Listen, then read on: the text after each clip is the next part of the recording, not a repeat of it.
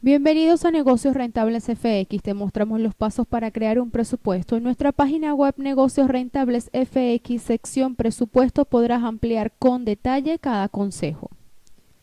Elaborar un presupuesto personal nos va a permitir identificar canales de gastos, planear una bolsa de ahorro, conocer si necesitamos mejorar nuestros ingresos, evaluar la posibilidad de identificar tus ingresos y egresos. Primero, haz una lista de todos tus ingresos, pero también de tus egresos y gastos en un tiempo determinado. Por ejemplo, en un mes, que suele ser el periodo de tiempo en el que estos deben ser cumplidos. En este sentido, establece los ingresos de un mes y los gastos de un mes, y así limitar la adquisición de deudas, entre otras decisiones importantes para la economía personal. Segundo, realiza el primer borrador del presupuesto en una hoja de cálculo Excel. Coloca cada uno de nuestro presupuesto y egresos correspondiente al tiempo elegido y los costos y cifras respectivas de cada canal.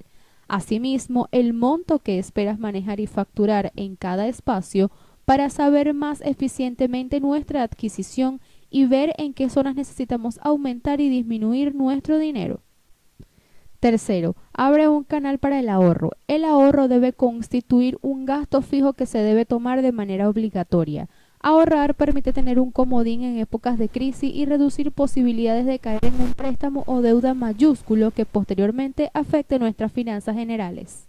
Cuarto, evalúa tus finanzas en el borrador.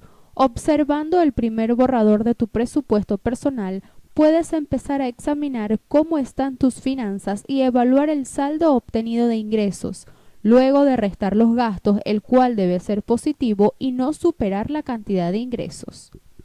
Quinto, toma en cuenta los siguientes consejos. Incorpora a tu presupuesto todo tipo de ingreso y egreso que impacte sobre tu finanza.